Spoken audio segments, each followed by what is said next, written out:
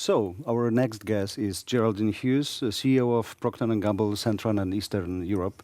Thank you very much for being with us. It's very a pleasure to have you here. Thank you. I heard that you've been working in Poland in 90s. Indeed, Yeah? Oh. indeed. I was last here over 20 years ago when Procter & Gamble was first starting here.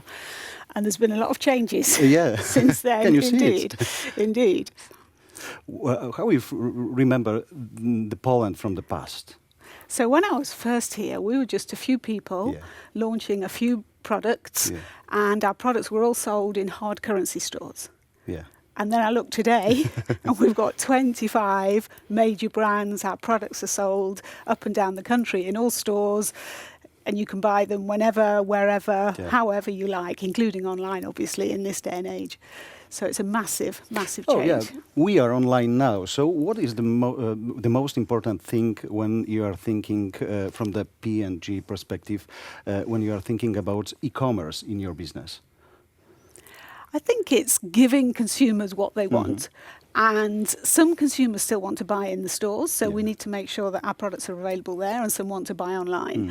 And so it's really important to have all the offerings so that we can meet all the different consumer needs. And different consumers want different things at different times of the day, the week, the year, and everything's available to them. And it really puts the onus on the consumer, because he or she can just decide what she wants to do. So there's different kind of emotions, but... Indeed. And I think when I was here 25 years ago, when we were first starting out, people really wanted the brands. Yeah. The brands were what people wanted. From the Western country. Indeed. And then after about 10 years, the retailers kind of took over the power. So all the international retailers came in, and they would choose what was in the store, and they kind of had the power. But today it's really the consumer, because he or she can just decide exactly what she wants. It's harder doing business now than it was in Absolutely. 90s. You've really got to understand what the consumer's looking for and make sure you give him or her exactly what they're looking for. What does sustainability in your business is meaning for you?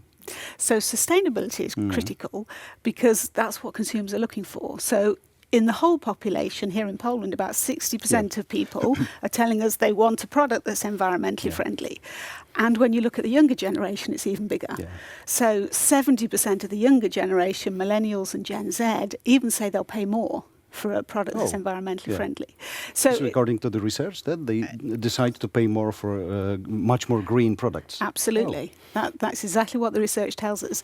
So for us, it's important to meet their needs, but it's also important as a responsible supplier. So our products are in 90% of Polish consumers' homes.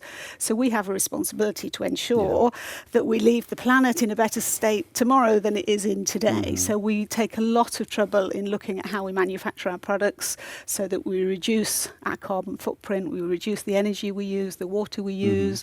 We've moved all our plants here in Poland to zero waste to landfill. So any waste product is recycled or reused. We then also work on our products such that in use they're environmentally friendly. So we have an aerial product, a single unit pod, which works at 30 degrees and in the quick wash cycle. So it's because I don't know if it is a good sentence that you don't have to, but you don't can, but you have to do it in a sustainability way. Yeah, we have to for what consumers want, and we have to for the planet. It's the right thing to do.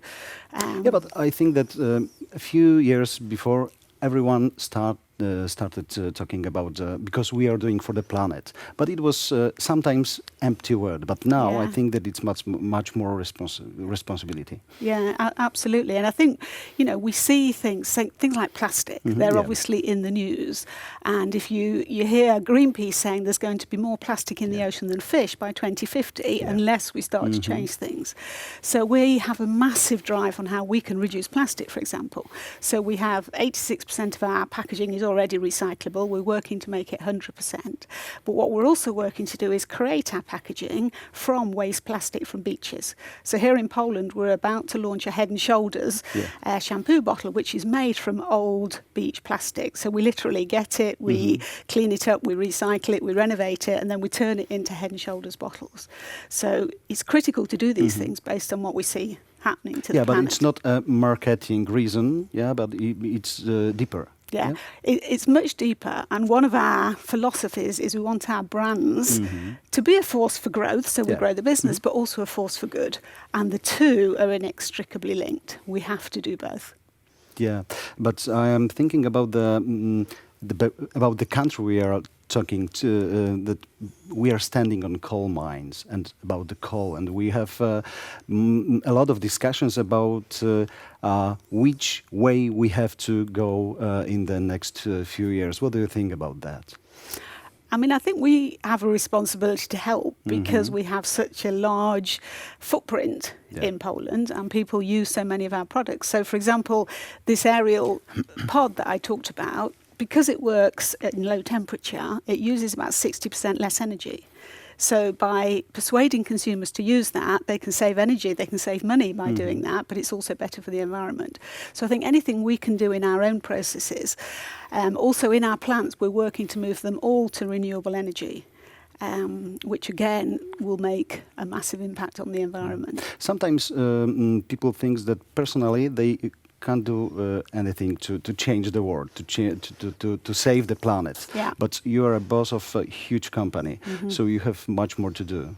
Yes, we have a lot to do. And I mean, we look at our manufacturing processes, our in-use process, our waste processes. We also work with our employees. So in Poland, we've now got 3,800 employees. So that's how much we've grown.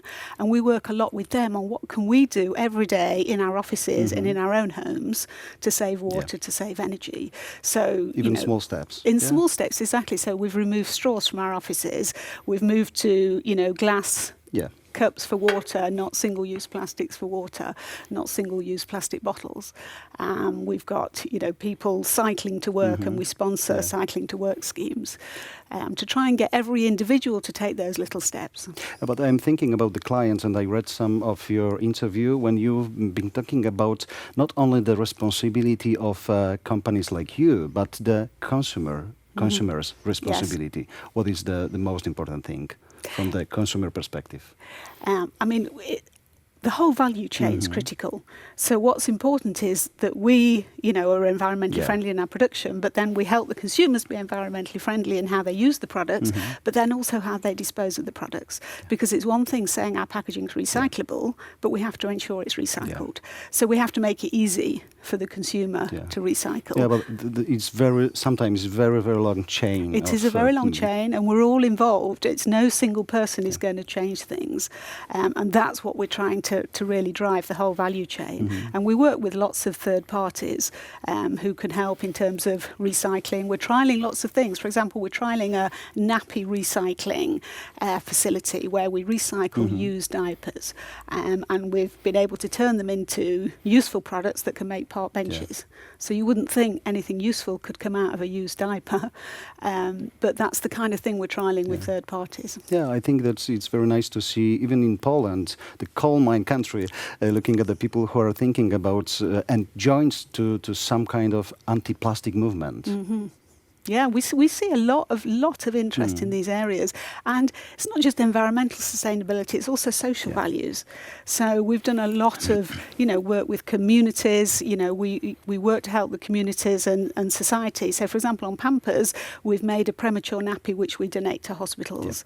And we've also created Pampers rooms in hospitals so parents can stay overnight in comfort when their children is going through that difficult time, which helps them care for the children.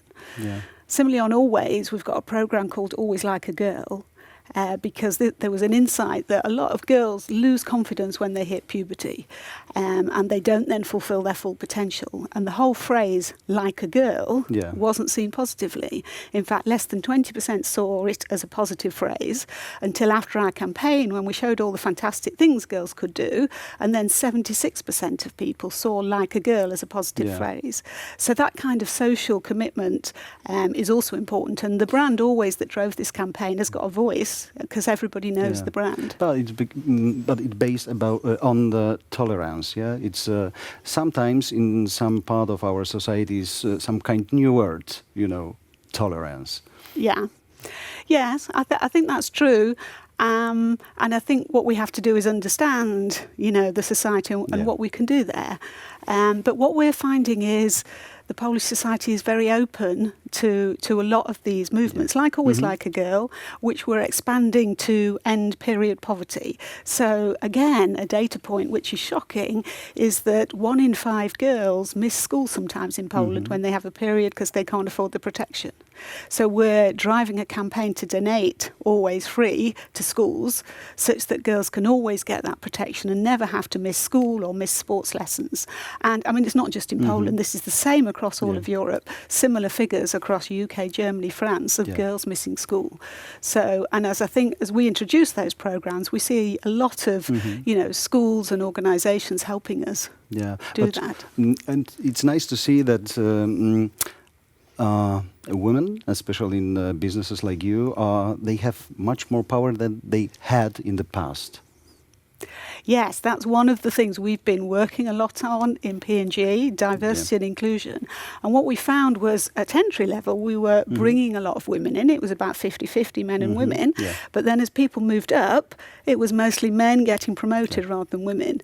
So we've looked at our policies, we've looked at our culture, we've looked at our training, we've looked at how we make decisions on promotions to make sure it's always based on results and skills. Not about according to the law, because 50-50 you have to. Yeah, it's not a good way. No, but also it's not about style or any unconscious bias. We really try and strip out the unconscious bias by looking at results. And we've had to change career paths and flexible work programs to make it possible for women to, do what they want personally, but also have a career. But importantly, it's not just about helping women with great maternity policies. We've just introduced a paternity policy. So fathers now get 8 weeks paid leave when they have a child.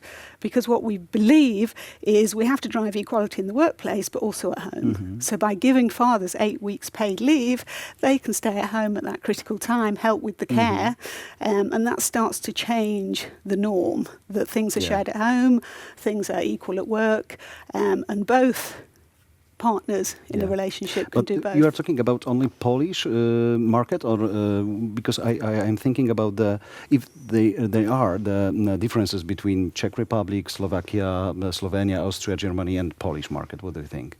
So how it looks from your perspective? I think the challenges have been similar in all the markets. So, I mean, I can talk for Central Europe, including Czechoslovakia, Hungary, Croatia.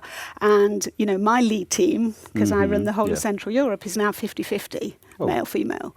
So we've made a lot of advancements in that area. And the other thing we're doing is we are committing to get rid of stereotypes in our advertising. So if I look back to 25 years when I first started in Poland, the adverts were very stereotypical. It was the woman doing the laundry, it was the woman...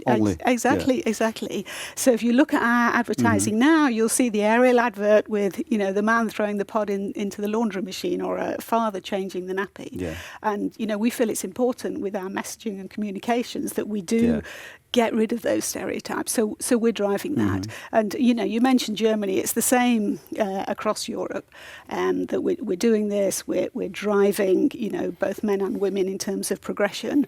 And the paternity leave policy we're doing across the whole of Europe. Yeah, it's nice moment when we are talking about the advertisement and the changes into that kind of business. That's not only stereotypes, but everything has changed. Not only providing the business, but preparing the advertisement for your products, for example. Yes, absolutely. And we've had to take a step back and look at kind of what are we doing, and are we being really inclusive, or are we being stereotypical? Because, all of us have unconscious biases. It's just natural based on how we've grown up.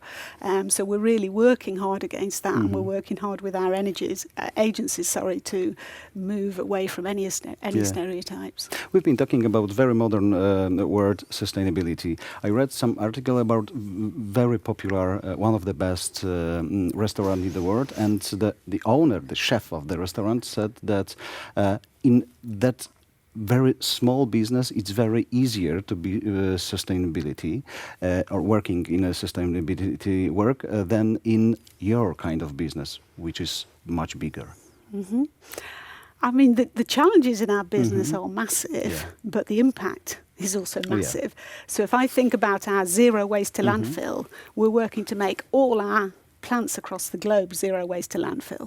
We're working to make all our plants across the globe powered by renewable energy, all our packaging globally recyclable. So the impact we can make is massive. And then I think even small change in this in that scale should can be make much more faster. a massive difference. Yeah. And also because of the scale and because we talk about it internally and our people are passionate and they create examples. So for example, one of our plants here suggested the wastewater we could give to a local car washing facility. Oh. And so, they're saving water for the car washing facility.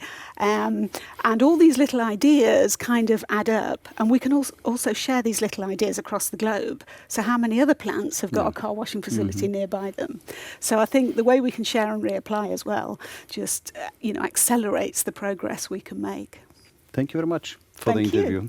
It was a pleasure. Geraldine Hughes, CEO of Procter & Gamble, Central and Eastern Europe, was in Onet Rano. Wiem. Thank you very much. Thank you. Dziękuję wam, widzowie, także i do zobaczenia.